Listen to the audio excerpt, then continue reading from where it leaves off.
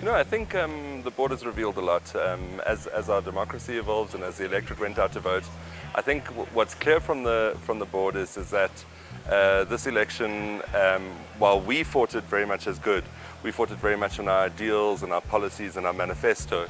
I think what we're seeing on this board is a lot of personality politics playing out in South Africa. It's showing how our democracy is maybe moving in that direction, or how the electorate is responding better to that.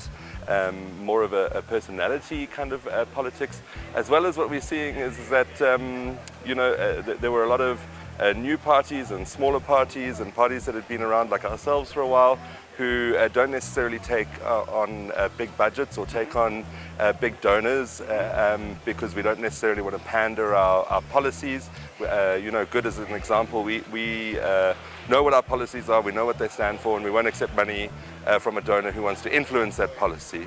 So I think what we're also seeing is that the parties who had that big funding are also really using that to their benefit in the election.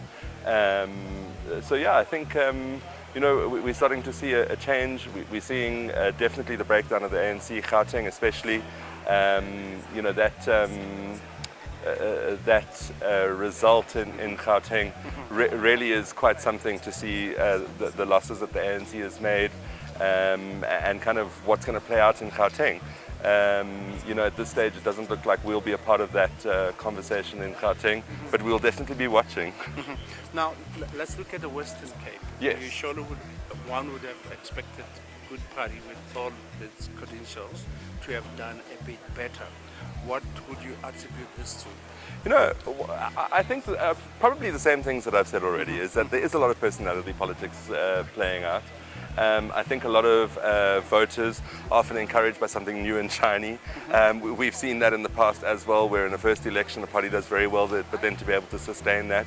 Even when you look at results like that, you have a look at something like the Freedom Front Plus on a national level, dropping from over 400,000 votes down to 214, like a 200,000 loss. So you're starting to see these parties that maybe came in with a lot of stuff, and then seeing losses to other new parties or to new ideas that have come in. But I don't think that that's something that we should be afraid of in our democracy.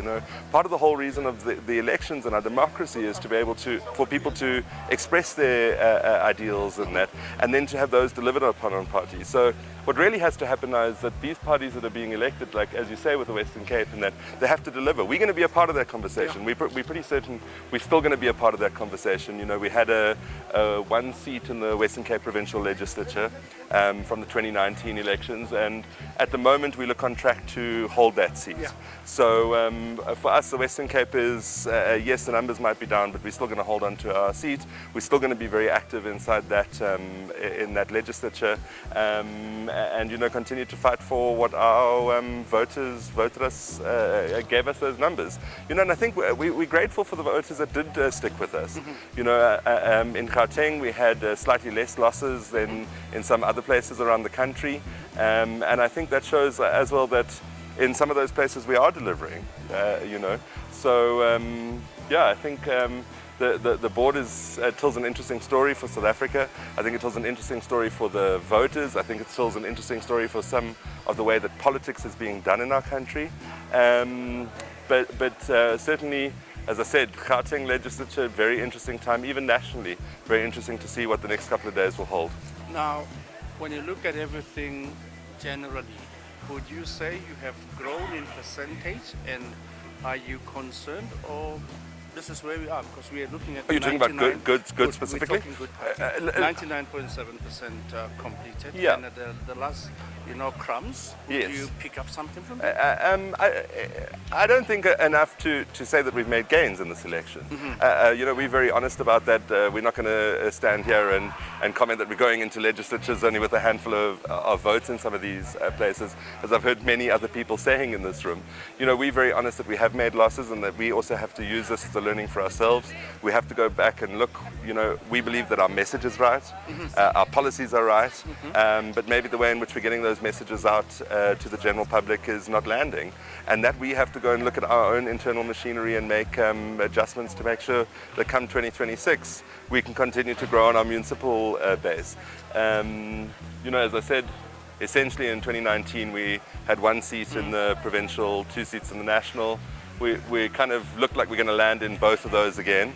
So in terms of seats, we're looking okay-ish, but in terms of numbers, yes, definitely there have been losses for us, and we have to now go back and do some reflection as to how we can improve that, how we can improve to get our message out.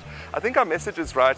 I also think, when Good contested in 2019, we were one of the few parties that kind of took up the slightly left space, left of centre. And since then, there's a number of other parties, Bosa, Rise, that are all kind of playing in that same space. So, I think there's also something there, which is also going to create a lot more competitiveness inside that. It's going to make us to also look at our policies and our manifesto in future and say, how are we going to stand out from the rest? Because I think that also needs to be looked at is, what is the electorate responding to? And I think that's changing over time.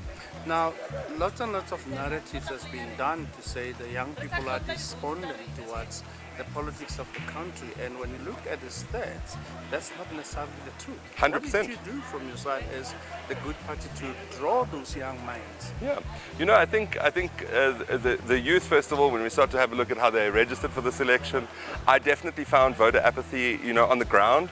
I found voter apathy to be more of a problem in 2019 and 2021. In this election, I think there was a lot more excitement, especially from the youth, and also I think from what we're seeing on the board, from what we're seeing with certain parties rising, that were very strong on social media, that had very strong campaigns in those spaces that obviously appeals a lot to the youth. We're seeing that those people are starting to play a more active role in politics, and we say long may that last. We need to be encouraging the youth to vote. We need to be encouraging the electorate to go out and vote. The last I checked, the voter turnout was on just under 60%. We need that to continue to rise. So more needs to be done in that space. We have to encourage young people. We have to show them that, first of all, and I think this election is going to be a huge way to carry this message, is that your vote can count. You just have to go and look at that purple in KwaZulu-Natal on those maps to realize that things can change in an election, and that what we need to now do is we need to make sure that in the future people are using that vote to vote on policies and manifesto rather than necessarily on popularity and what you've got available to you in terms of your budget. Matthew, as always, thank you so much. Thank you very, very much.